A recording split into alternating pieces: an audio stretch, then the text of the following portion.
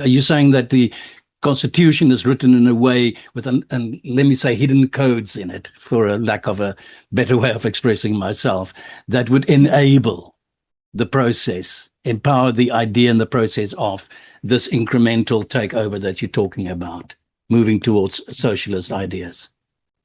Yes, and it is very much coded language.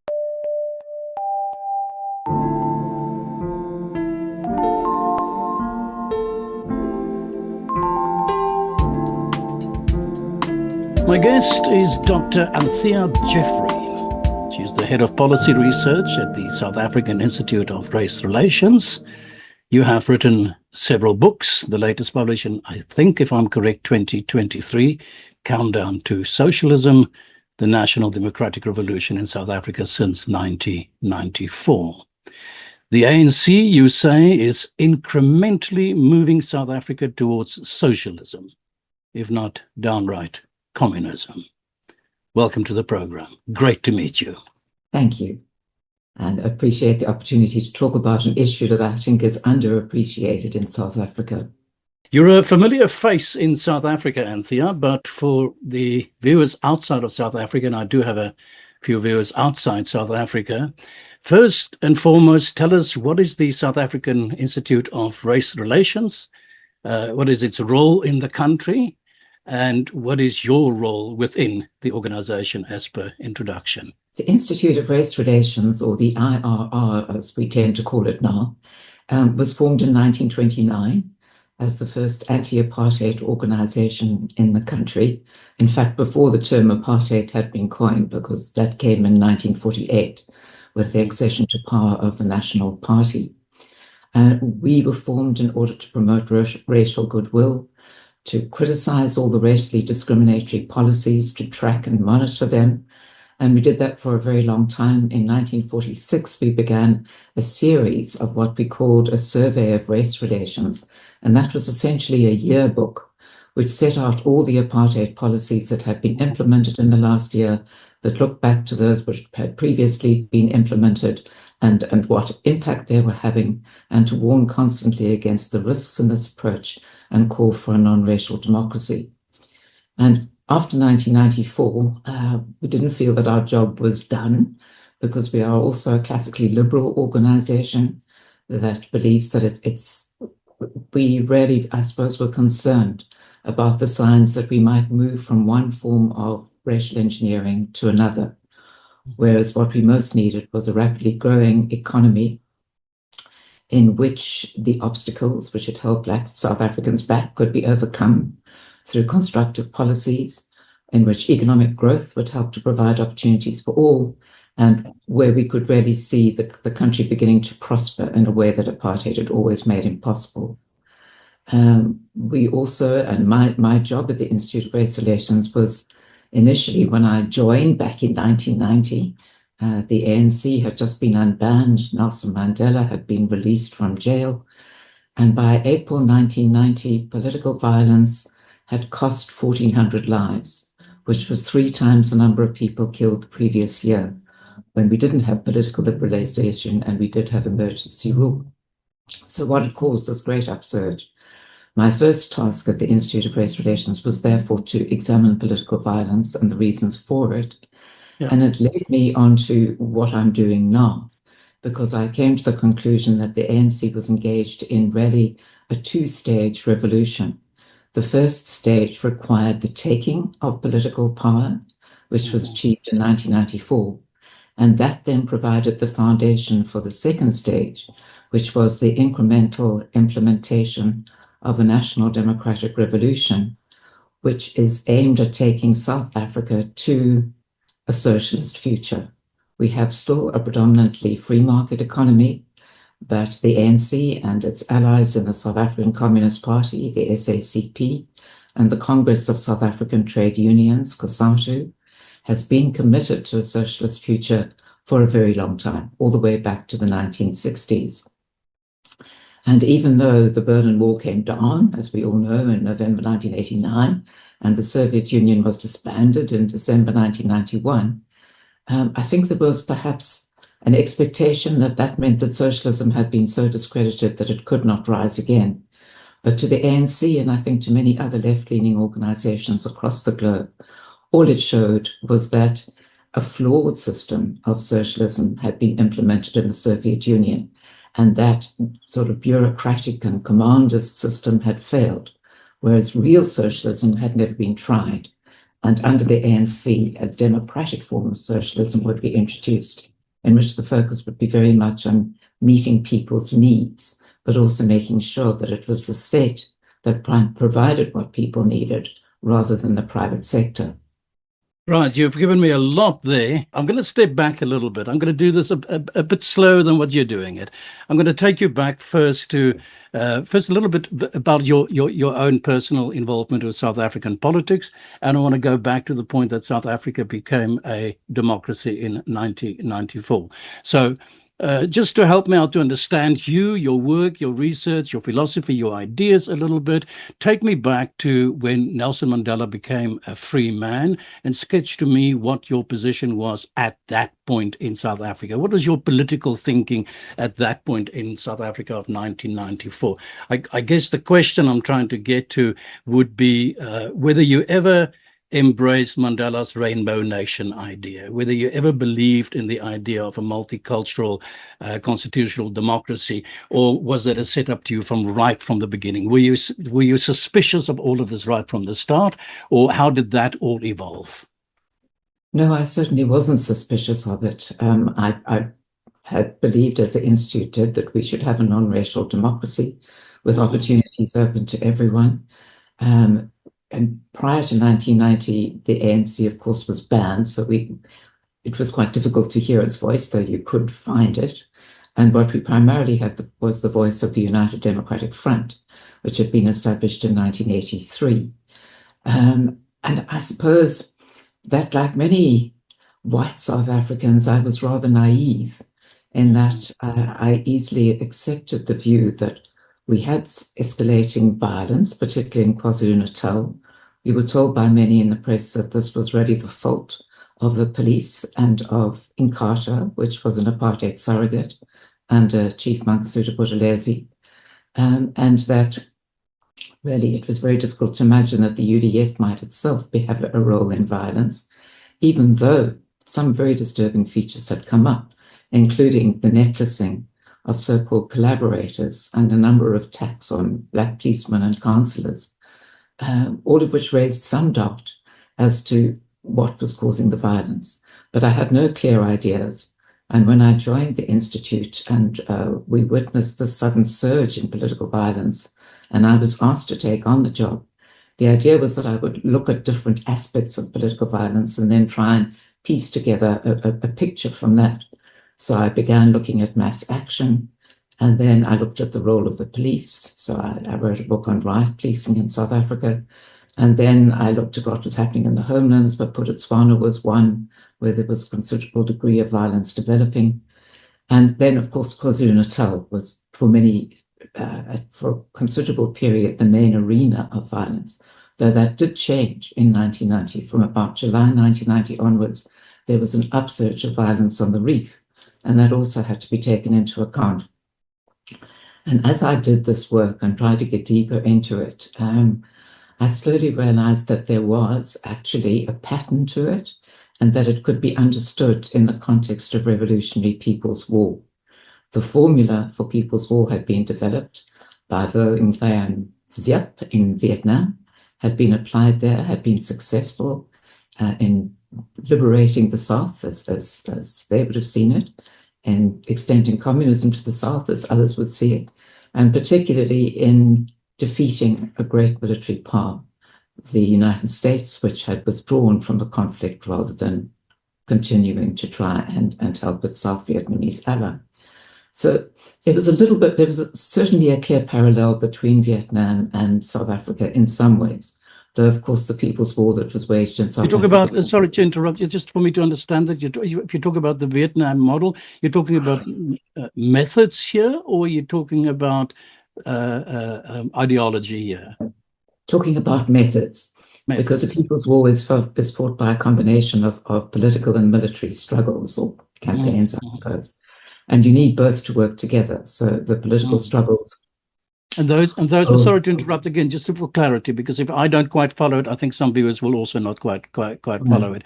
For clarity, the ANC knocked on the door of the Vietnamese, or were invited by the Vietnamese, or whatever the case might be, and with the idea of let's learn the tools of the trade of the business. Indeed, That because the was ANC had embarked on an armed struggle back in yeah, 1960, but it was never particularly effective. yeah, And I think after the Soweto revolt in 1976, which the ANC had no part in sparking, but which shook apartheid to its core, made it clear that it couldn't be sustained. The ANC was concerned that it had very little domestic support. It was being supplanted by Black consciousness within the country under the leadership of people like Stephen Bantu Biko, and also by Inkatha under Chief Mangosuthu Buthelezi, which was growing very rapidly. And I think it was really encouraged by Moscow, which had been supporting the ANC's armed struggle for a long time, to improve its effectiveness by going to learn the formula for People's War from Xiap. And so off they went in October 1978 and spent about 2 weeks there, they being a small delegation of primarily members of the SACP, also Alfred Inzo, who was the Secretary General of the ANC, and was supposedly not a communist, though I think he was very sympathetic to communist views. And what they learned from Xiap was that you must have a revolution which marches on 2 feet, the political struggle and also the military one. And that the key defining feature of a people's war is that it regards all the people within the arena of struggle as weapons of war. And that makes them just as expendable in the waging of the war as the guns and the munitions of a conventional conflict. And it means you use your people in 2 ways, either to carry out political or military struggles. And the political struggles would be campaigns like a stay away, a strike, effectively a general strike, or a school boycott, a consumer boycott when you refuse to buy from white shops. And the military struggle would be a range of things, which needs a little elaboration. But so people could be drawn into the struggle by being activists within it, carrying out military struggles, carrying out political struggles, or they could be victims, particularly of counter action by the police. You could have people killed in confrontations with the police as they had been in the Soweto revolt, and their deaths would advance the struggle. And so their deaths were, in a way, something to be used for the advantage and for the further advancement of the struggle. yeah, yeah. This was done in South Vietnam as well. And what we did, it mirrored this emphasis on the 2 arms of the struggle, also on a big emphasis on organization. You must organize people within revolutionary organizations which can direct and control them. You must also have a big emphasis on propaganda in order to change the way in which people think and understand. And in terms of the military struggle, the emphasis is not really on bomb blasts, not in South Africa. We had some. But the real thing is to be able, in the ANC's position, to do 2 things, to put great pressure on people to take part in the political struggle. And you would think, well, obviously, Black people so hemmed in by apartheid, so held back by it, so struggling under it, would of course be keen to stay away from work or take their children out of school. But the reality, of course, was that ordinary people thought, well, if I don't go to work, I'll certainly lose pay and I might lose my job. And in terms of taking their children out of school, they were very worried about what the ramifications of that would be. And when it came to consumer boycotts, well, that meant that they had to pay more for more expensive goods from fewer outlets. And a rent boycott, you don't pay for your house anymore, or maybe then you got evicted. So these were all quite scary steps to take. But in the end, people were more afraid of the activists than they were of the possible consequences from employers or others. And what created that fear was the necklace execution. Yeah. In terms of which a necklace was hung around the neck of the victim, a necklace in the form of an old tire was hung around the neck of a victim. It was filled with petrol and it was set alight. and the burning rubber would start melting and sort of fusing with the skin of the victim, at which stage the tire could not be removed. And it was a really terrible way in which to die. And more than 700 or so people did die by the necklace method in the 1980s. And in the end, the activists could enforce a stay away, as people refusing to go to work, simply by marching up and down the lines of people waiting for taxis or for trains and shaking a box of matches. That was the acknowledged signal of the disc of a necklacing. And the media, journalists living in the townships, also began to say that they were afraid. The IR held a workshop for journalists at which they talked about a new form of censorship, far more scary than what the white government had done. Because if the activist youth suspected that you were against the struggle, then you could be necklaced too. So you couldn't really report in full on what was happening in the townships, and you had to gear all your stories to what would be acceptable to the activists. And all of this was learned from Vietnam, and all of this was implemented with a considerable degree of success. And the upshot was that, I lost my naivety, and I began to understand what was happening in the country in terms of this framework. And in the end, I wrote a book about it called People's War, New Light on the Struggle for South Africa. But I also gained an understanding that this was only the first stage of a two-stage revolution, that after 1994 would come the second stage. I will tell you my little story. I was a young journalist working for the SABC during the early 80s. And I had the unfortunate, given the unfortunate job of editing the material that was shot in Dusar, the first woman to be necklaced in the country.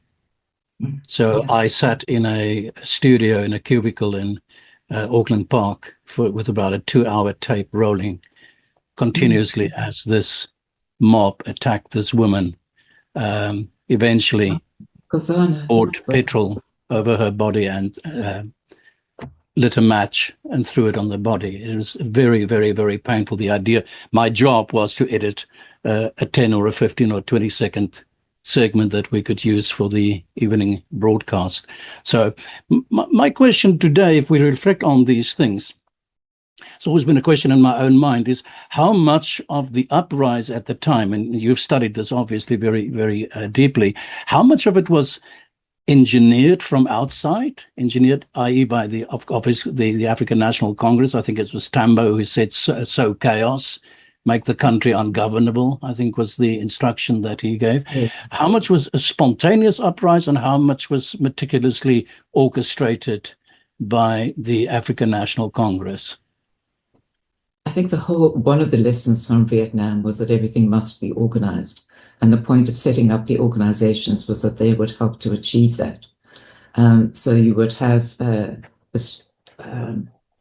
civic association set up in a township to which people were encouraged to belong.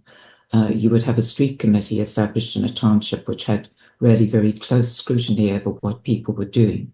You would have a people's court established too, and those who didn't take part in the stairway could be brought before people's court and necklaced as the penalty. So the activists were very much were crucial to making sure that people went onto the streets with the right slogans at the times that the activists wanted to create an upsurge.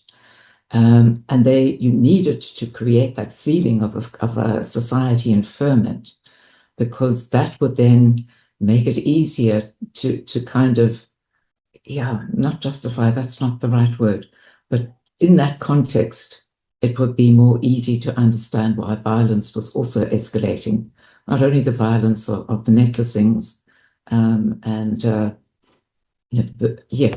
but also the violence being directed at the ANC's black rivals.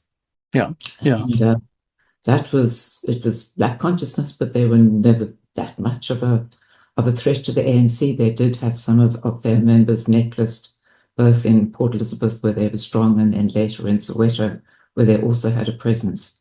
But the most formidable rival to the ANC was Inkatha, later the Inkatha Freedom Party, and Buthelezi. And Buthelezi was dismissed as a collaborator, though he had in fact destroyed the grand apartheid strategy by refusing to take independence for KwaZulu. If he had accepted independence, that would have meant it was almost impossible for the other homelands to stay out, and the National Party might have succeeded with its plan. But despite this history, despite his formation of Inkatha as a liberation movement that aimed to liberate South Africa through non-violent means, he was quickly dubbed a collaborator, a snake which needed to be hit on the head.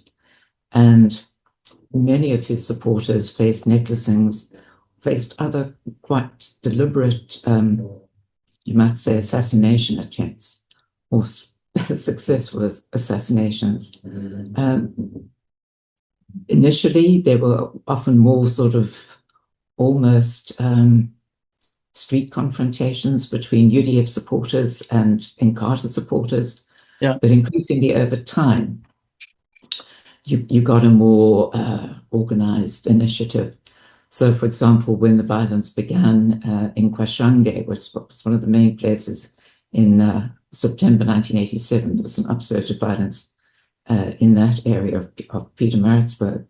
And what happened was that a group of Inkatha youth members who had gathered in the house were surrounded, petrol bombs were thrown into the house. When they stumbled out to escape, they were all shot with people who were waiting for them. And that became a pattern of many of the attacks on Inkatha. You had more carefully planned assassinations too. For example, in 1992, when a key Inkatha leader, Winnington Sabella, was in his shop in Umlazi, two men came in pretending to be customers and asking for cigarettes. When he turned his back on them to get the cigarettes, they shot him dead and then made their escape in a getaway car.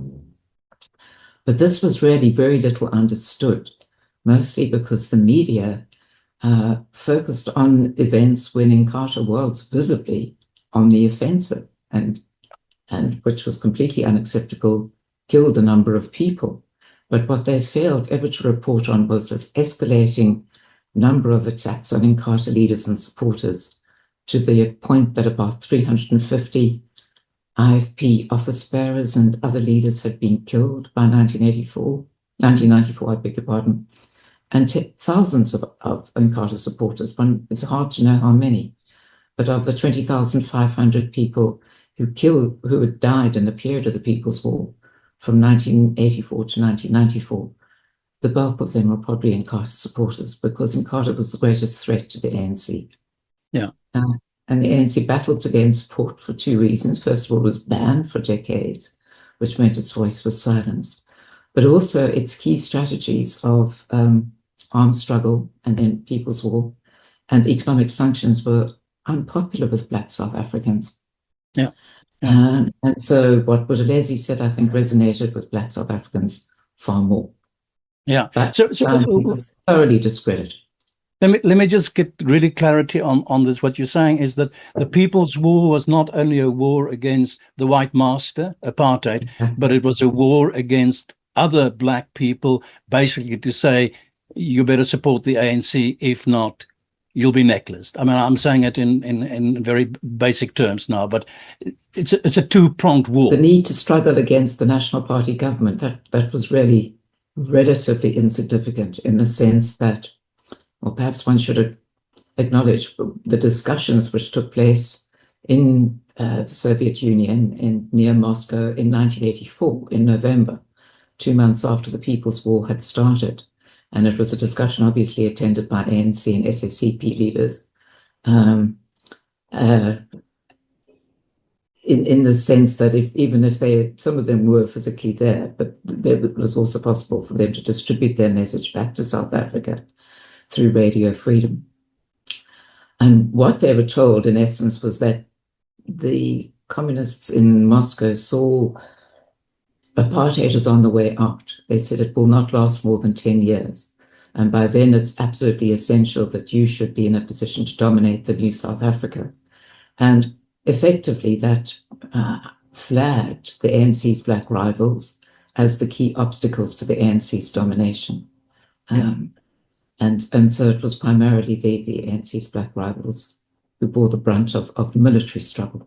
How much of that is understood today by young black people in particular, but by all South Africans for that matter? That and I have this image in my head: Oliver Tambo, Walter Sisulu, Thabo Mbeki was still in exile, Alfred Nzo, all these people, they were there fine-tuning their plans, and a very definite part of the struggle was not to destroy only apartheid, but to also destroy your political rivals in South Africa. Yes, I think that I mean, is probably very that few. commonly understood, or are you telling me No, things that most of the public do not know? I regret that I think most of the public do not know, Yeah, yeah. because I think there were many journalists who were sympathetic to the ANC during the 1980s and the early 1990s, and there was a sort of editing out of the things which would make the ANC look bad. Hmm. Uh, So, for example, when you had the exposure of Operation Vula in July 1990, which was a major operation to smuggle a great number of arms into South Africa, it was still ongoing after political liberalization. That could have been embarrassing to the ANC. It was given very little coverage. But other events where it was clearly the ANC's rivals who were at fault, such as the Boipatong massacre, in which the IFP killed 45 people, innocent residents of Boipatong, who they thought were harboring the youths who were constantly attacking them. That, of course, was given splash coverage, went around the world. Hmm. Um, but what was not understood, for example, was that a couple of months before that, uh, 23 IFP people were gunned down in what was called the Battle of the Forest in KwaZulu-Natal, and And then 30 gunned down then by by ANC supporters. UDF, ANC. They were forming Yeah, self-defense units with the help of yeah, yeah, Operation Vula. And increasingly, MK cadres were coming back. And of yeah, course, with political liberalization and the return of the exiles, they were all able to come back, but they're not disarmed and disbanded. So they were shot dead by ANC militants, who then proceeded to do a sort of examination of residents in the area to find out who had collaborated with Inkatha, and 30 people were executed. For something like that, there was simply almost no coverage at all. I yeah. got to know about it because there were certain newspapers that did cover things like that in a small little paragraph on page 10. But the main news coverage and what reached all people's consciousness were the events that really targeted for opprobrium the ANC's enemies, its rivals, Yeah. and we brushed under the carpet what the ANC was doing that most people, if they'd known about it, would probably have been, if not horrified, then certainly disturbed by. Yeah, And of yeah, course, yeah. since 1994, the ANC has had control of the SABC. I think it's increasingly managed to gain control of other major news outlets. And of course, there's no focus on the People's War. A, it's old hat. And secondly, in the school curriculum that is taught to pupils, it's the ANC is of course portrayed as the hero of the liberation And in struggle. fact, is it also not so that at the time there was much reporting done about a so-called third force in South Africa? The suggestion that it was a white police force or a branch of the white police force that was stoking this kind of violence between these two groups. Isn't that the Absolutely. general understanding of the public? And Yes, I would suggest absolutely. how we still how most people still understand the history today. Yes, it was given huge coverage. In the Mm. late 1980s, it was the police and Inkatha who were working together in KwaZulu-Natal to cause the violence. When the violence spread to the reef and when it escalated in this extraordinary way, with 3 times the number of people killed after political liberalization than had been killed before, then it was all very much blamed on the third force, which was seen as the police working together with Inkatha Yeah. to destabilize the transition, to weaken the ANC. Um, and of course, I spent a great deal of time looking at all the third force allegations, and there were many of them, and reports as well by international organizations such as Amnesty International and the Yeah. International That Commission of was the Journalists, understanding. That which was the supported general them. acceptance of the truth. Yes, and I think it was endorsed also by the Security Council after the Boipatong massacre. And it was used to put further pressure, in fact, on the negotiations process. But something like the Boipatong massacre, was closely examined by a couple of people that I know well, journalists by the name of Rian Milan and Dennis Beckett, who went actually into the townships to try and understand more about what had happened. And the story that they told, and also that Inkatha explains, is that the people who came from the KwaMadala hostel to attack Boipatong were all the refugees from ANC violence. They'd been driven out of the hostels. They'd been driven out of their homes on the reef. They'd taken refuge in KwaMadala, the old place, a disused Iskor hostel. And they were becoming increasingly like prisoners there. You couldn't go to the shops without risking being attacked. You risked your children's lives if you sent them to school. And then when 3 supposed Inkatha supporters, Zulu speakers, were necklaced in the run-up to the 16th of June stay away in 1992, then Inkatha decided to take revenge. And they sallied forth in impis and they attacked the Boipatong township where they thought the youths that were harassing them, attacking them, were based. They killed 45 people, but it was nothing that the police had done, nor was it a third force attack aimed at weakening the ANC. It was an expression of the huge, the trauma that had been caused to Inkatha people over a long period of time now, and their need for revenge. And in the end, 17 of them were convicted of murder, but they were not sentenced to the death penalty because the judge said that they were all victims of previous ANC violence and that this needs to be taken into account as well. That's not the story which most South Africans know or understand. The third force theory, despite the absence of evidence for it, is still seen as the truth. And perhaps one factor also very little understood is that if you look at, well, who died as a result of the violence, 1,000 policemen were killed between 1990 and 1994. 1,700 were injured in the first 6 months of 1993. Among Inkatha, as I said, 350 leaders. We don't know how many thousands of supporters. And of course, the third force had killed some of its own supporters in order to kind of stoke up conflict would make some sense. But a third force that killed so very many of its own would make no sense at all. And also what seemed to undermine the theory was that the police and Inkatha got no benefit from it. The only organization that benefited from successfully propagating the third force theory was the ANC, because it demonized de Klerk, who might otherwise have had some more sympathy for his bold moves in unbanning the ANC and setting the country on the path to negotiations and a non-racial democracy. And it further discredited Buthelezi, whom the ANC identified as a critical obstacle on the path to a socialist future. Let me ask you an obscene question. The idea of necklacing. People don't spontaneously walk down the street and decide to kill somebody with that kind of mythology.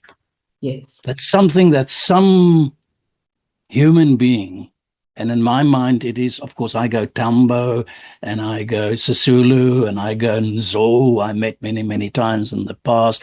I go the men that steered the thinking of the African National Congress at that time. I have this image in my head of a group of men sitting around a table and design the concept of necklacing. They did. Am I right? Am I too dramatic about it now? Because it's a particularly obscene and violent and despicable act. But an organization designed that, is what I'm trying to say. Yes, and of course, I never found any proof of that. I think that would be extremely difficult to find. We do know that ANC... Well, theoretically, it's a very feasible position that I'm putting to you. And we do know that ANC leaders spoke of making the death of a supposed collaborator as gruesome as possible. And we do know that there was some condemnation of the necklace from ANC people who said that, we're not going to tell them not to do it. It's possible that it was also developed with the help of Moscow. One must remember that the ANC was being guided in the implementation of the People's War by the Kremlin, and there might have been people sufficiently, cold-blooded, cruel to recommend such a step as being a very effective way of making sure that the political struggles would take off, and they were necessary to provide this kind of cover for the military struggles, and that only between the two of them, with the political and the military working in combination, could you buttress the ANC's position, weaken its opponents to the point where the ANC could credibly win an election in 1994 that was in fact so chaotic that it's very difficult. Of which much probably is based on fear and intimidation is I think what you're suggesting.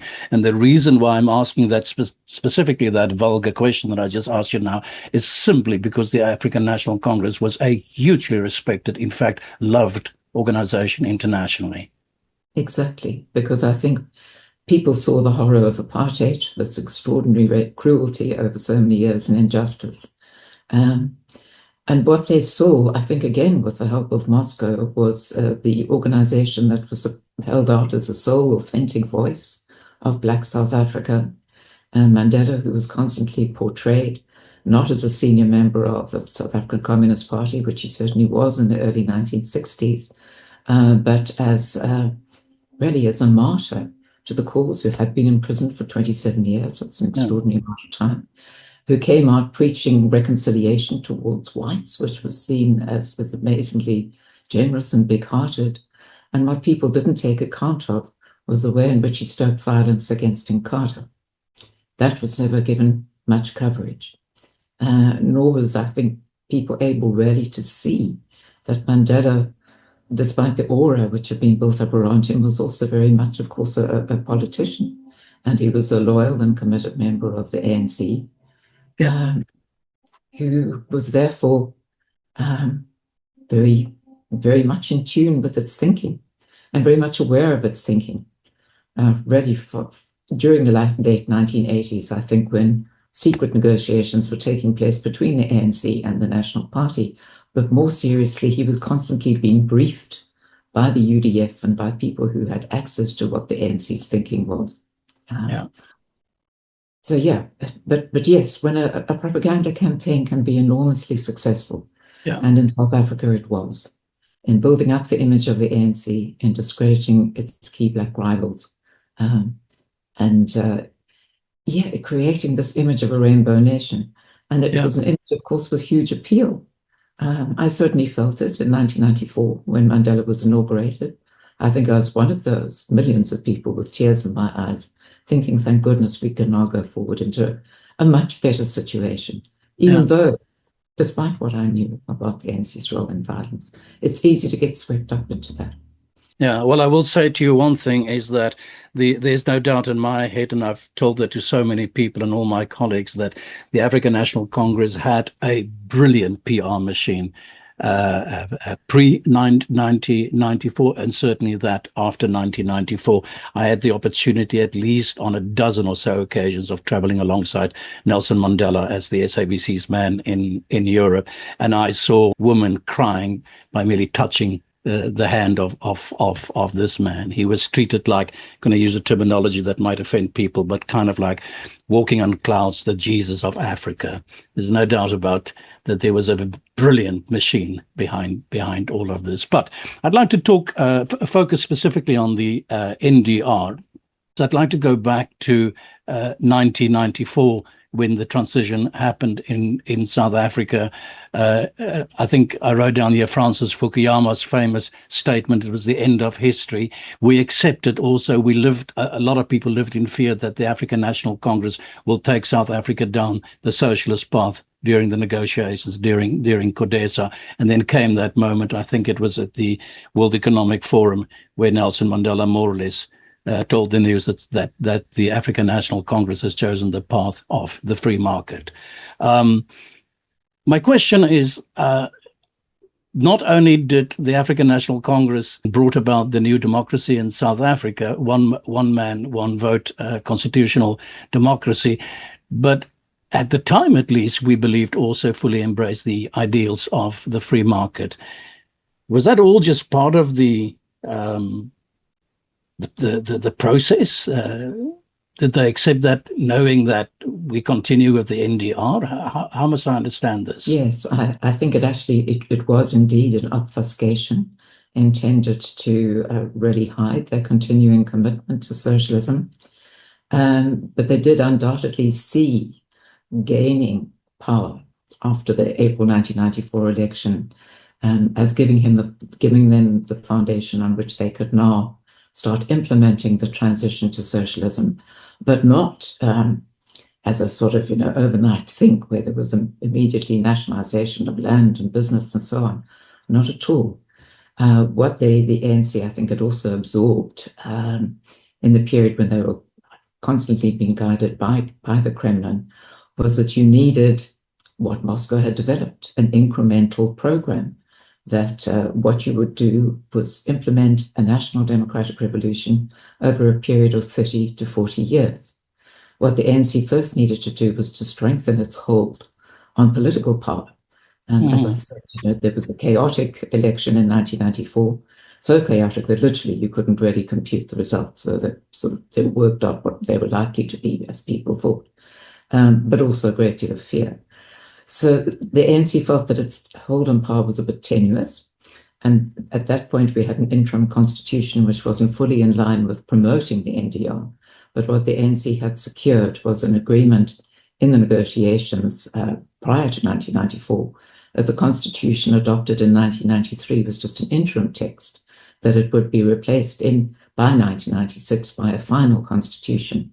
And the ANC was, having won this 1994 election, was able to dominate the Constituent Assembly that then drew up the final constitution.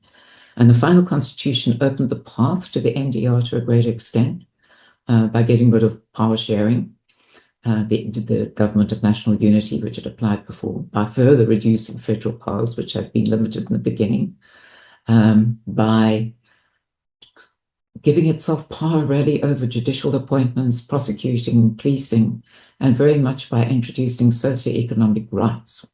And these were to be justiciable rights to housing, to education, to healthcare, to social security, to food, to water.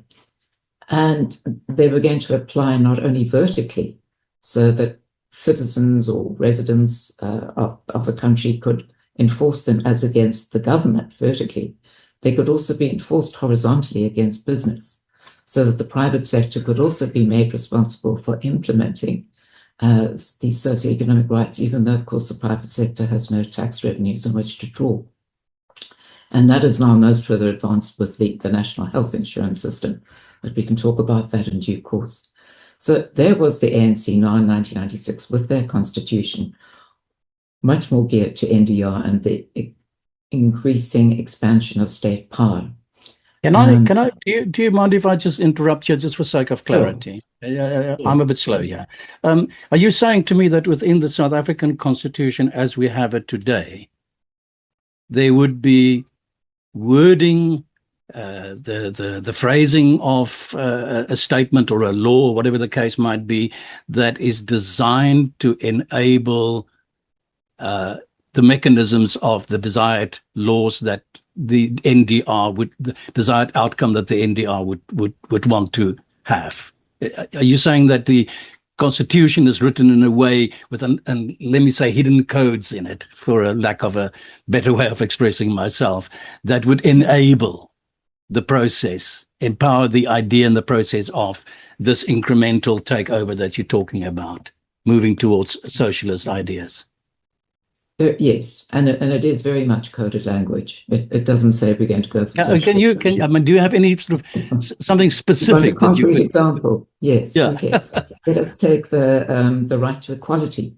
It says that everybody has the right to equality before the law. It says that this does not inhibit the taking of measures to advance the disadvantaged and to help achieve equality. It says that nobody may unfairly discriminate against anybody, whether it's the state or private persons. And it says that any discrimination on race is automatically unfair unless it can be shown that it is fair. And how has that worked in practice? We also have a founding value in the Constitution, the most important value, committing ourselves to non-racialism. So some of that clause is in keeping with non-racialism. Nobody can engage in unfair racial discrimination. The affirmative action clause, which talks really, it sets parameters. It says that we must have measures that will advance the disadvantaged and help achieve equality. And that has become the cover for Black economic empowerment policies, which don't target the disadvantaged. They help the relatively Black elite. And I can give you an example of that. And the ordinary Black South Africans gain nothing from them.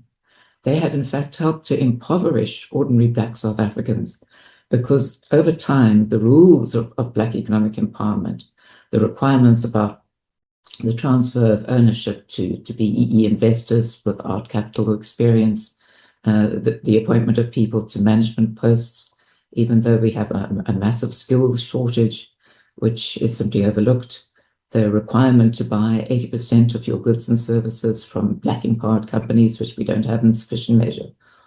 All of this has actually deterred investment to the point that we have investment at less than 15% of GDP, rather than the 25%, 30%. We have a stagnant economy, we have massive unemployment. And BEE is one of the things that has really deterred investment in mining and in many other sectors of the economy. So it's the key reason why inequality has gone up from a Gini coefficient of about 59, I think it was in 1994. It's rose to 67 in 2023. And as the South African Communist Party has in fact acknowledged, the biggest factor in that inequality is an intra-Black inequality, because the small elite has done extraordinarily well and the great majority has been harmed. And take mining, these figures came out recently. In terms of BEE and mining companies were expected to transfer 26% of their equity to Black investors by 2014. And in the many deals that were done over a 10-year period, which in fact achieved a level of 38%, according to the Chamber, most of the deals were done with a group of some 36 BEE entrepreneurs, each of whom got between 2 billion and 3.7 billion rand each. That's a lot of money, and which was 310,000 times more than the much smaller amounts that went to mining communities, and 25,000 times more than the amounts that went to mine employees. And of course, the great majority of South Africans were neither members of mine communities or mine employees. They got nothing at all. They got a stagnant, shrinking mining industry, a stagnant, shrinking economy. No, not shrinking, that's unfair, but stagnant, not growing as it needs to. And increasingly, there's just no opportunity. We have unemployment in excess of 40%. It's among the youth, on the expanded definition, which sort of takes account of people not actively looking for work, it's at 73%. These are staggering figures pointing to huge suffering.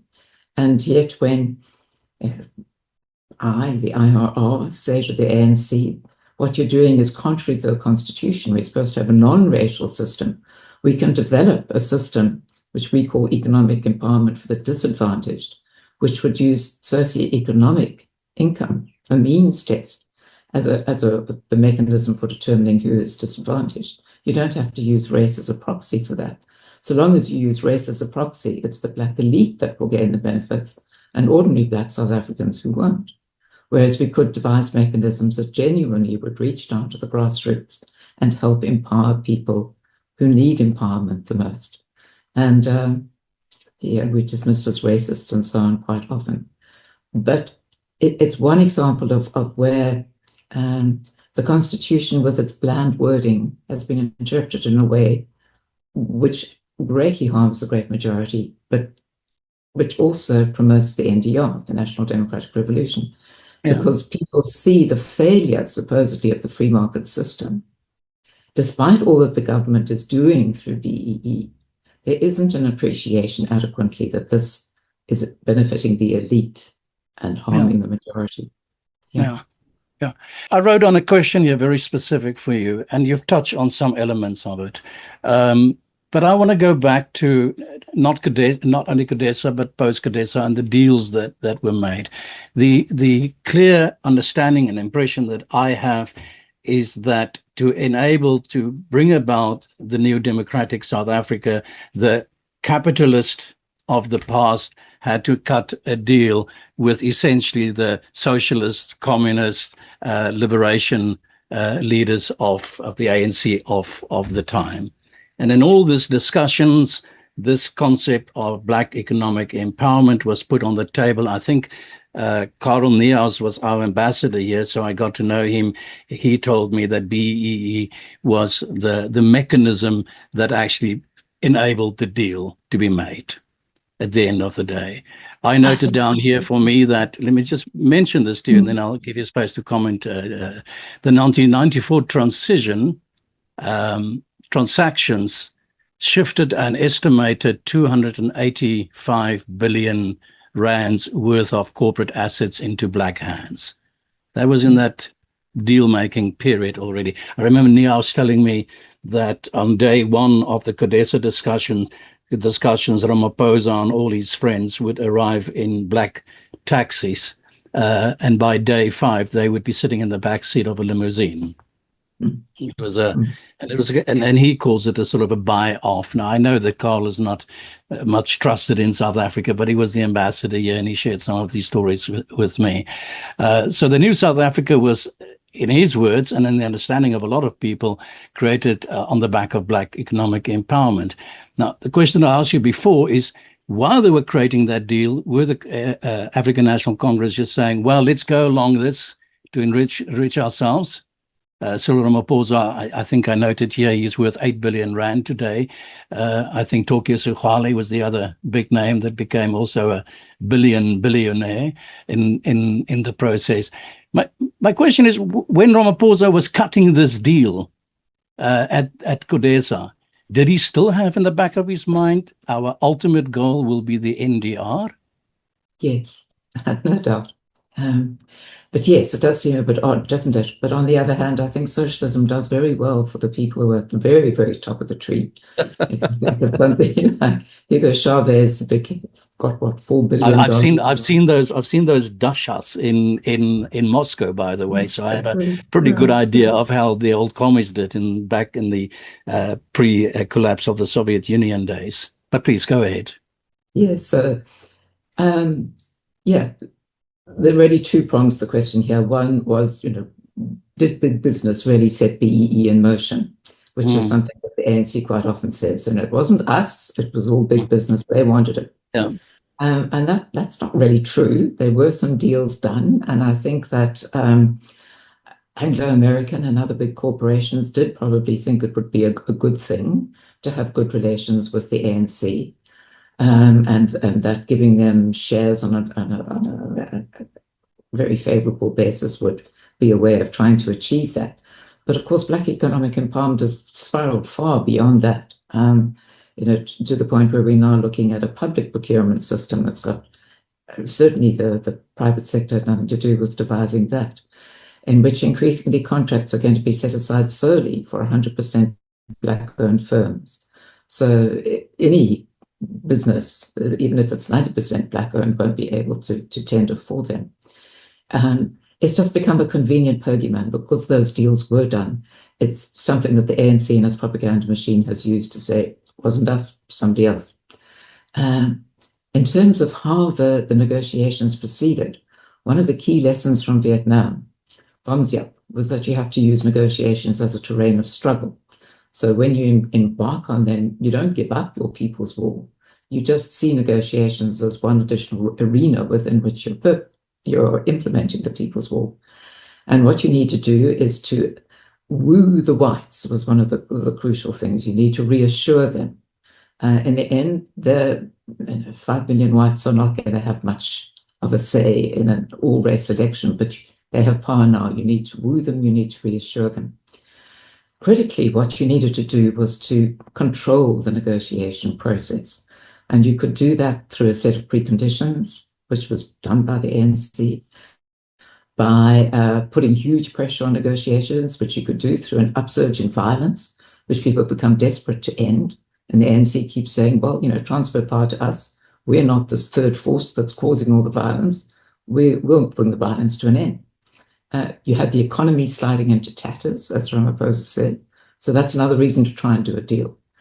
And in the end, when the final constitution was agreed at no longer in Cadessa, but in the multi-party negotiating process in November 1993, after which Joe Slovo wrote that this represented a famous victory for the ANC, that it had basically met all its strategic goals, that there was nothing in the interim constitution to block the further implementation of the NDR. And what was particularly useful was that the interim constitution would be replaced by a final constitution to be drawn up very much under ANC dominance. And it would open the way to the NDR as in various ways. It's useful that the final constitution has given the ANC considerable control over judicial appointments, because one of the great safeguards is supposed to be that we have a power of judicial review under which the courts, this constitutional court, can strike down unconstitutional measures like BEE. But when the judges are appointed by a body that's majority controlled by the ANC, you simply don't get judges of an independent mind to whom the ANC would not like to see on the bench. You have, in theory, a system of accountability where the executive has to account to Parliament. But actually, all the ANC MPs are deployed cadres of the party. They are answerable to the president, whom they're supposed to hold to account. And it's the cadre policy which matters far more to them than the sort of vague wording of the Constitution. The ANC sees itself as superior to the Constitution, almost that the government is a kind of a wing of the ANC rather than the other way around. Well, let me ask you this question. What does the end product look like? What does the end state look like? What does NDR in active action look like in the context of South Africa, South African government? What do we see? Yeah, that's also a difficult question to answer, because they're not 100% specific on their final aims, except that they see the NDR as offering the most direct route to this democratic socialism that they plan to achieve. We talk about a national democratic revolution. The word democracy is in all of that. We are a constitutional democracy. It is politicians that will move us towards a national democratic revolution, and whatever that might mean at the end of the day or not. It will ultimately also be people that will give their support to that, at least within the ideals of what a democracy is supposed to be all about. So I noted here for myself, just to kind of get the feel for the taste of it amongst the people, the masses, and in particular, I would imagine, the poor. Since 1994, South Africa has created around 250,000 black rand millionaires. Based on data from the UCT Liberty Institute, 7% of South Africa's black population, that's equating to 3.4 million individuals, that's quite a chunk already, can now call themselves comfortably middle class in South Africa and are spending approximately 400 billion rand per year, which now exceeds the white middle class estimated annual spending of 380 billion rand. So my question is a simple one. Are these people not, in the meantime, since the advent of democracy in South Africa, are they not married to the free market in the meantime? And I've got it here written down for myself. Do these people actually understand or even think or contemplate the ANC's NDR? Is that überhaupt something that's in the minds of people? Yeah, that's an interesting question. Yeah, I think that you're 100% right to say that there are some people, this black elite, that has done very well out of BEE. Interestingly, if you look at the ANC's documents on the NDR, they identify the black middle class as an important motive force of the National Democratic Revolution. Because they are the small group that does benefit from BEE, they will constantly push for the expansion of BEE in the hope that they will then benefit even more. I don't think that they look forward to a Venezuelan type of situation where in the end it's only the very, very top circle that does extremely well. But of course, even in a Venezuela type situation, the close adherents of the ruling party will be protected in a way that ordinary people are not. I think they see opportunity through the NDR, particularly through BEE. No doubt as expropriation becomes more of a reality, they may hope to gain considerably from expropriation too. Something like the National Health Insurance System is going to open up an enormous new pot from which they might be able to benefit, because the idea is at the moment, you have state spending on healthcare at about, 340 billion or so now, and private spending on healthcare, maybe about 300 billion. And then you put that together in a single pot, which is all in a state-controlled NHI fund, where every single contract, if you now going to have to provide ARV drugs, or you're going to have to make sure that you've got medical devices or equipment in a hospital, or you're going to set up whatever here or there, every single procurement contract from aspirin upwards is going to have a BEE element. And increasingly, that BEE element will mean only 100% BEE firms will be able to get the contracts. Those BEE contracts are inevitably granted at inflated prices. The National Treasury has warned against it. Some of their most senior officials have said, part of the whole purpose of a BEE contract is to sidestep the normal tender requirements. And once you do that, said the acting procurement head, you see a contract that started at 4 million rand going to 200 million rand very quickly. So there are huge opportunities in the things that the ANC is trying to do through its increased state control over the economy. And I think the black middle class the politically oriented black middle class that has benefited from BEE is very keen to have more. The ordinary black middle class is probably feeling increasingly squeezed. And poverty, extreme poverty is growing. Poverty is growing, and there are many people who are living better primarily on debt, which is a very scary thing. We have higher interest rates compared to many countries in Europe, for example, and we may have to raise them higher, which would mean that, the middle class would be even more squeezed.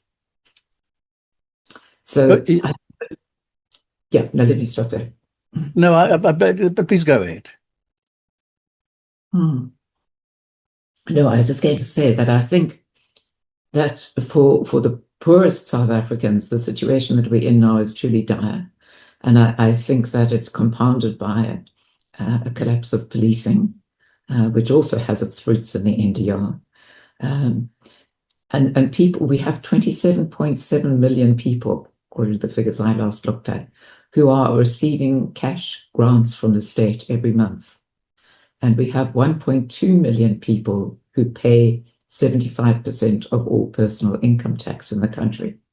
So we have this huge mismatch between the number of people heavily dependent on the state, many of them unemployed and destitute, and this very small pool of taxpayers who are getting increasingly worried too about where this is all going.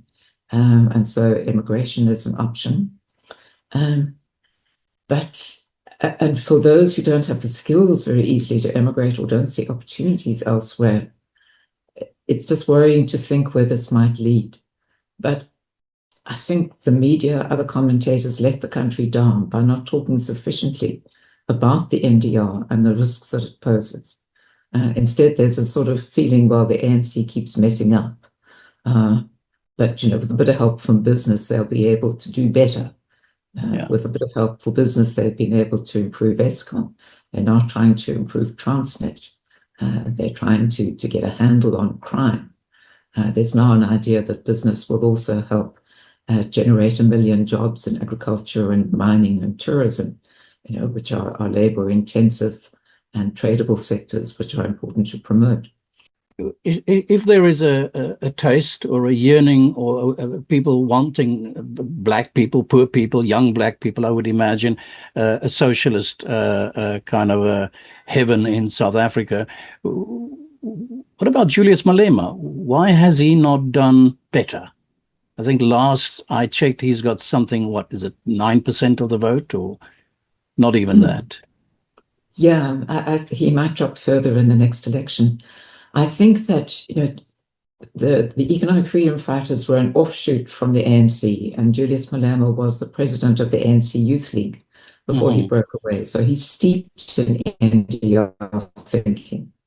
And for many years, what he did was to play quite a useful role from the sidelines. That he would say, for example, we have to have expropriation without compensation.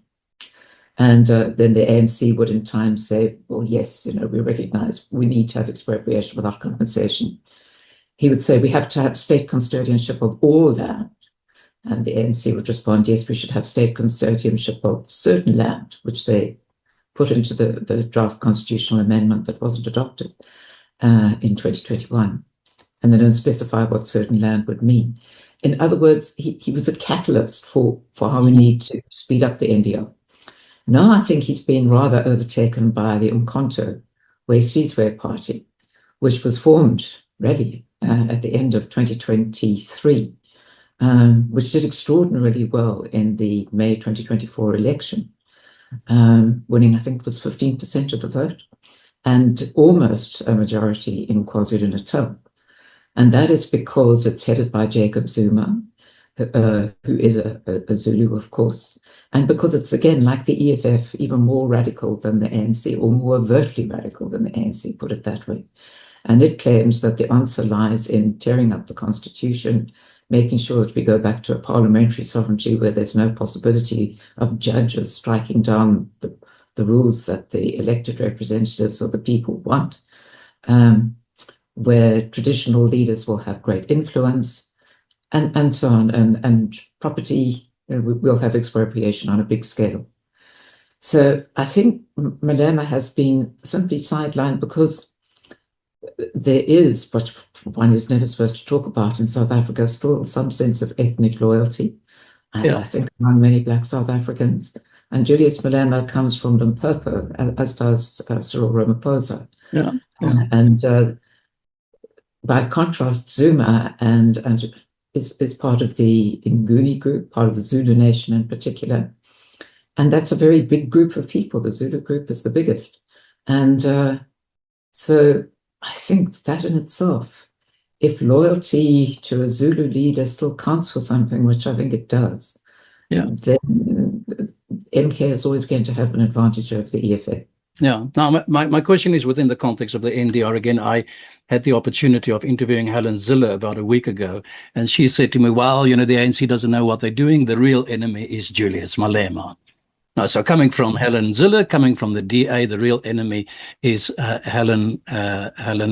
is not Helen Zille, is Julius Malema. And that's, I think, because the great majority of people don't understand anything about the National Democratic Revolution, don't understand the ANC for the revolutionary organization that it is, which is what Alesi used to say.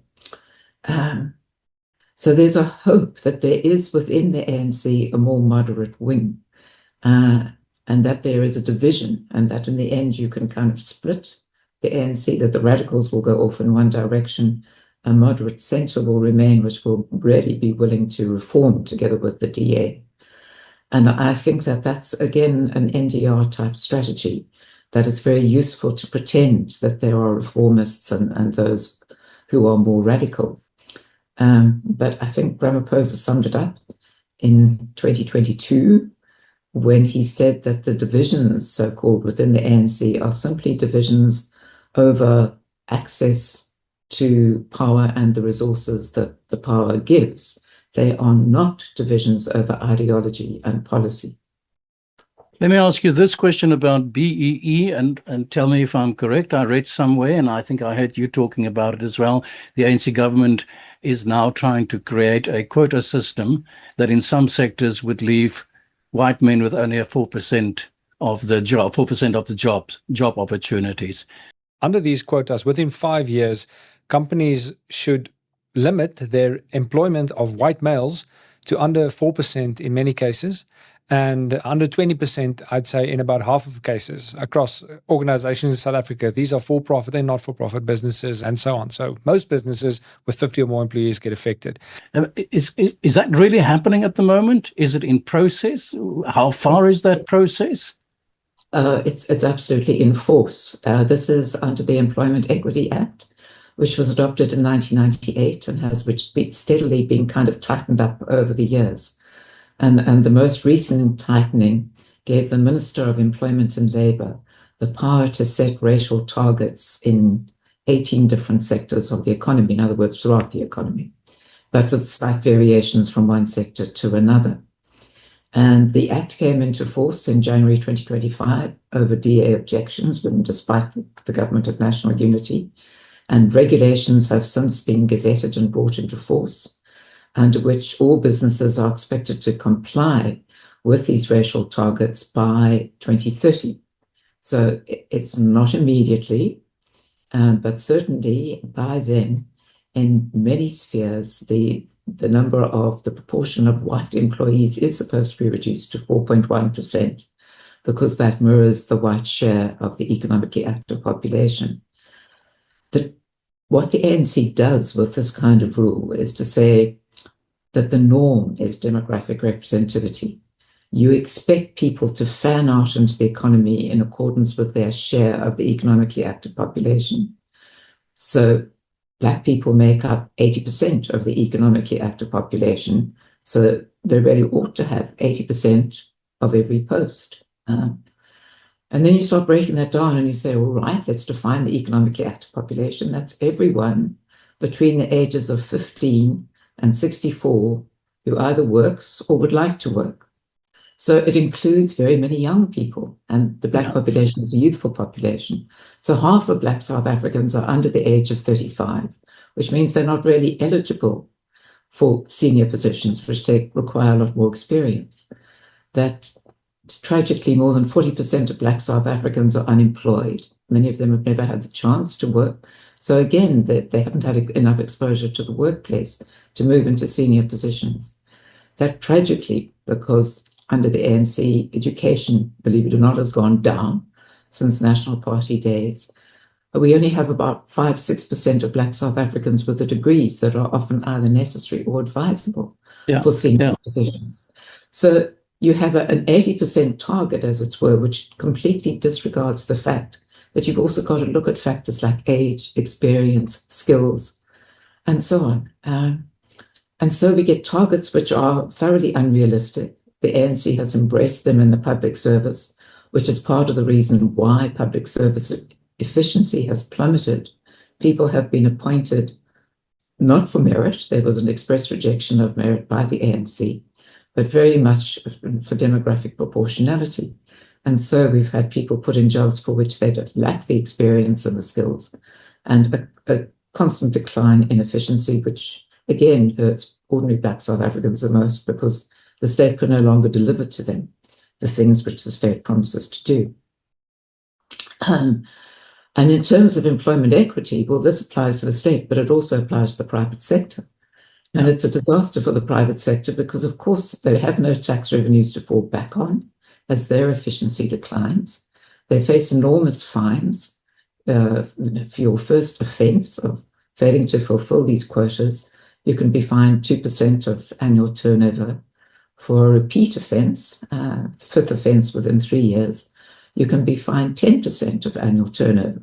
And annual turnover is not profit. So it could actually bankrupt, if not cripple, very many businesses if they get into this situation. At the same time, they can't fire any white person because that would be automatically racially unfair under the Labour Relations Act. What they simply cannot do is to appoint any more white males in particular, or even appointing white women is also problematic. It's also problematic to appoint Indian men or women, or to appoint coloured men or women. In some instances, ironically, it becomes unacceptable to appoint more Black women because they're now overrepresented in a particular sector. So you have this extraordinary focus just on the demographics without reference to the attributes needed to do a proper job. But is that überhaupt a realistic proposal? I talk about this 4% quota that you're talking about, and also, I mean, it sounds like that will cause really revolt in the country. I wrote down here for me, and maybe I'm misinterpreting the numbers here, but there are roughly 1.7 million white men of working age in South Africa, as I understand it. 4% of that would represent 68,000 men. Yeah. That sounds outrageous. I mean, that to me, it reeks of arrogance on the side of the African National Congress. It feels spiteful. Yeah, it feels like revenge. It really has all of those kind of things attached to it. This is not possible. I mean, this will cause some kind of a revolution, some kind of an uprising. Again, there's something of an art in the sense that, you know, the onus will, any white business that hasn't met these targets in 2030 will have the burden of proving that there were reasonable explanations for why they have failed to meet it. And it may be that those reasonable explanations will be accepted. It may be that the fines will be lower. It may be that the latitude will mean that they don't have to take it straight down. But what the government has done now is, for those who report to them on their employment equity progress every year, they kind of pre-populated their employment equity reports with what they are supposed to achieve in terms of these targets. And now they must explain if there's a divergence from them. Now, allowing a divergence, having some flexibility is crucial to prevent that kind of explosion that you're talking about. But nevertheless, the trend is very clear that it becomes increasingly difficult for anybody but Black South Africans to move into jobs. Yeah. And that means, I think, that the impetus to immigrate will increase. I think many people are afraid that they don't like the thought that the NHI, that's this National Health Insurance System, is coming, and they'll lose access to private healthcare, that it will all be controlled by the ANC. That needs some explanation too. They're worried about the possibility of expropriation taking off. They see the tightening of both employment equity and BEE to increasingly exclude white people and white business. And this is not what ordinary South Africans want. The IR does a lot of opinion polling, and we've been doing it for years, all the way back to 2001. And despite everything that the politicians say, we still see that 78-80% of Black South Africans are saying what they want is for Black and white South Africans to work together. I want to touch on expropriation with nil compensation or without compensation for a moment.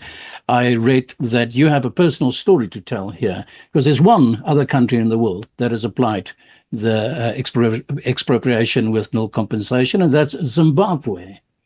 Mm. And I read somewhere that your sister has a family who lived on a farm in Zimbabwe and were forced to flee during the farm seizures. Is that correct? And if so, can you share that story with us? That's not correct. I have an assistant. An assistant? Yeah. But no, in fact, it's interesting. And my assistant left Zimbabwe many years ago. Her sister remained in Zimbabwe on a farm, and they were indeed expelled from the farm. But they remained in Zimbabwe, trying to help their former employees in any way that they can. And still, I think, trying to improve education, trying to do what they can for the society. So they themselves been very reluctant to give up on Zimbabwe. But Zimbabwe is a terrible story of how this kind of approach can go terribly wrong. Yeah. And there's a risk of it in South Africa in a different way. I don't think we're going to have what you had in Zimbabwe, the supposed war veterans stampeding onto white farms and driving people out with violence. I don't think it's going to be that at all. It's going to be something more subtle. I think a big focus is going to be on taking custodianship of land. So this needs a bit of background, because the ANC has already taken custodianship of all the water resources in the country.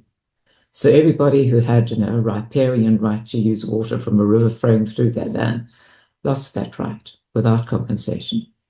They vested all mineral resources in the custodianship of the state.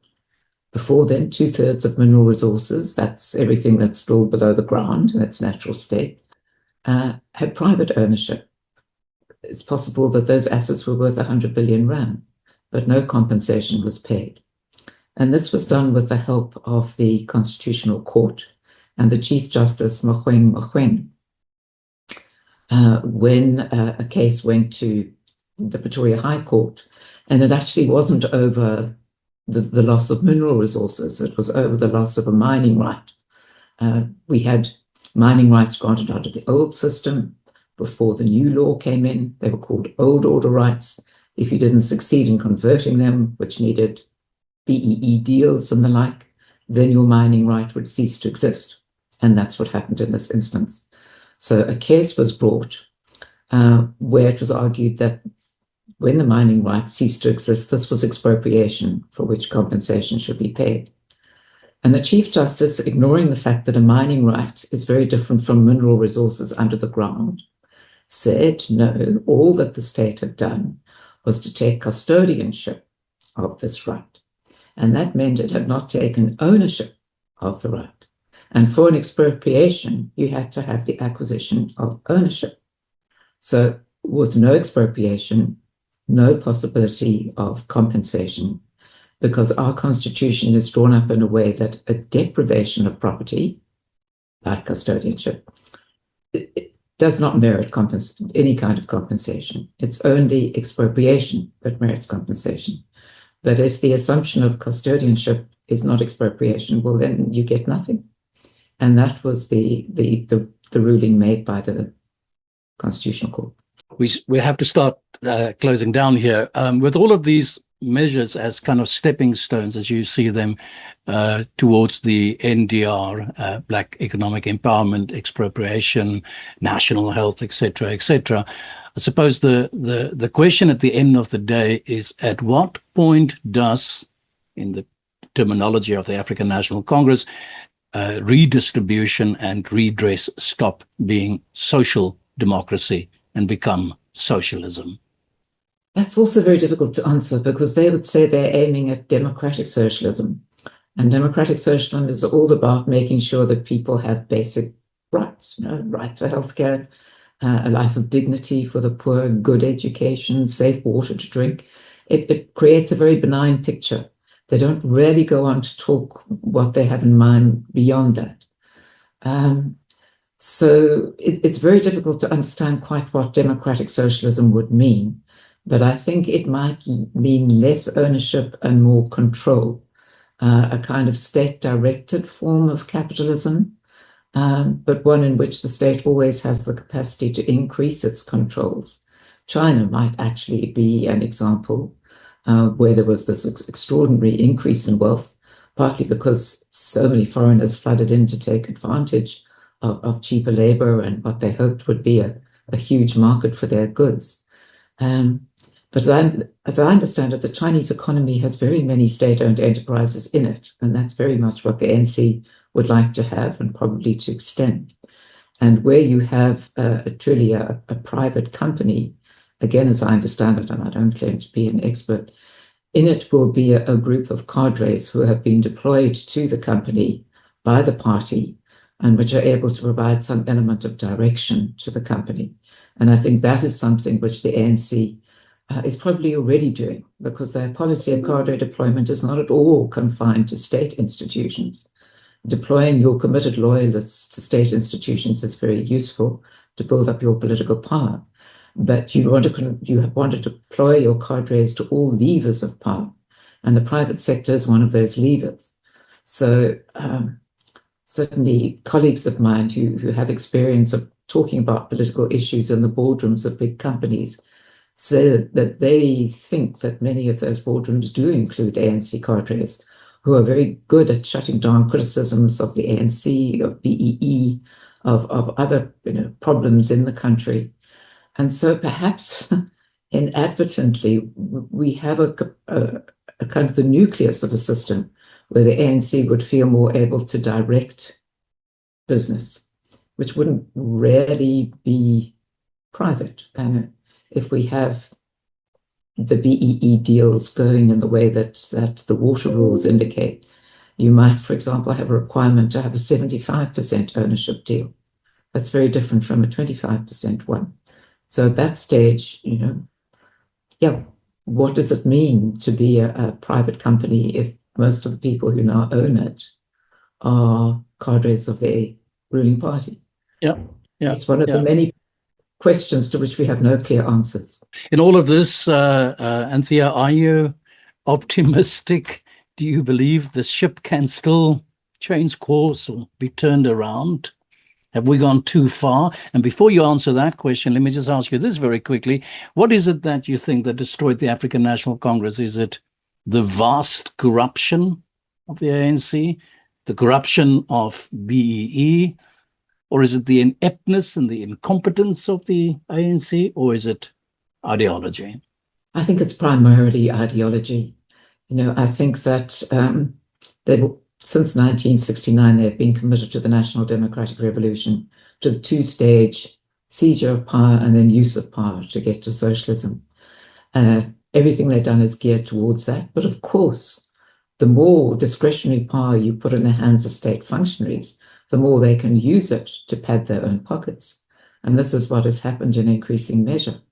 And as far back as 2007, you had the then Secretary General, yes, that's what he was, of the ANC, Kgalema Motlanthe, saying every public tender is put out ready to see what the comrades can get out of it. The aim is for ANC leaders, supporters, cadres to benefit from the state's procurement. And it's simply accelerated to the point where there was concern by Andre de Ruyter, who was the CEO of Eskom for a number of years. He resigned when an attempt was made to poison him in his office. He said that criminal cartels had so penetrated Eskom that really they were able to direct a whole lot of procurement contracts their way with the help of staff, that they also had sort of hit squads which they could deploy to intimidate people if that was necessary, that the ANC was well aware of this, but it was doing nothing. So I think ideology makes you implacable and resistant to calls for reform, and that the spoils of office are enormously corrupting. And so I think between the two, that's what's done the ANC in. And the National Party has much to answer for, but the one thing you can say for it is that in 1985, even P.W. Botha began to recognize that you couldn't push the self-governing homelands into independence. Buthelezi had done a good job there. And you would have to start allowing political rights to Black South Africans in the common area. They would have to have those rights right up to the highest level. And in 1986, he wanted negotiations, invited the ANC to join them, but the ANC would have to give up violence if it was to become part of those talks. So it had the flexibility to draw back from its ideology, to say we need a different system, but the ANC does not, I feel. But let me say why I think maybe there's room for hope, which seems a bit difficult in all the circumstances.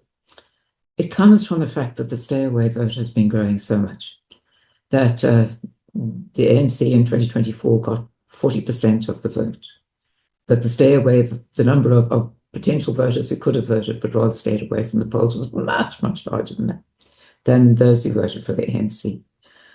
So if you could persuade all those people who think that they are punishing the ANC by staying away, that what they rather need to do is to vote for other parties, for parties with credible policies, for parties which have shown that they have a track record of effective governance, then one would hope that there would be not just a further diminution in the ANC vote, but a majority vote going to those parties that genuinely have the interests of South Africans at heart, that would start trying to roll back the NDR rather than adding ever more NDR interventions, and would help us to start clawing back to where we could be from this low base. And I think that if we had that kind of political transition, the economic transition could be quite rapid in the sense that we do still have infrastructure, which though failing could be restored. We do still have Hard to believe. skills. Hard to believe Yeah. if you see the pictures. Yeah. But it's better, I suppose, than starting completely from scratch. Yeah, it's possible to do it. And we have in the private sector still, before it's further emasculated, a powerful instrument.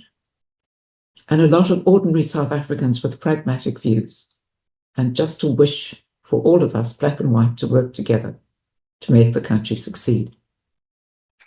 Before we close down, Anthea, I'll tell you a very short story, own experience. I'd like to get your comment on that because it sort of sums up the idea that I have in my head is this thing called the National Democratic Revolution is something very deeply embedded in the soul of the main drivers of the African National Congress, at least the older men, I would say, older men, older women.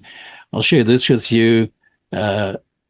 Late in the 90s, I had the opportunity of having a fairly informal chat with Thabo Mbeki. I remember on the banks of the Lac Leman in Montreux at some international conference.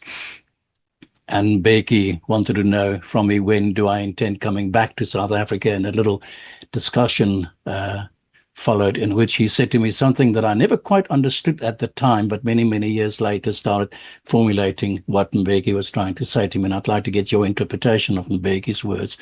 While piping, smoking that famous pipe of his, standing there at the shores of the lake, he said to me that the ANC revolution will take 3 steps. The first step will be the taking of the institutional power. The second step will be what he called a cooling down period in which the white men would get used to black rule. And then he did not name it specifically, but he said, and then the third step would be the real revolution. Yeah, I think that sort of gels with one of the things that Ramaphosa said to Mario Orsini Ambrosini, if I get that right, who was an advisor to Buthelezi in the constitutional negotiations. And this was probably about 94, 95, not quite sure of the date, but Ramaphosa said to him that the ANC was basically using the frog in the pot strategy, that you would raise the temperature very slowly. It would take at least 25 years. And eventually, the water would be boiling, but the frog would be boiled too, because it would not have jumped out in time. Yeah. The fun part of my Mbeki story is that, in fact, Mbeki said 20 years, if I recall. He said it will take about 20 years or so for what he called the cooling down period. I think we are out of time, Anthea. I'd love to continue this discussion, but I want to have one last question, and that is, will you come back to talk to me again, and this time share the plans, the ideas, the recommendations of the Institute that could offer South Africa a way out? In other words, a talk from you, with you, about recommendations from your organization. I would very much like to do that. Yeah, much more encouraging and positive subjects to talk about. I'd love to do that because I want to use the platform just as a platform for discourse and ideas. I want to thank you very much for this chat now today. And thank you very much and all the best. And I will be certainly sending you an email to make another invitation for you to come back and tell us about some ideas. Thank you very much. Thank you. And to all your viewers.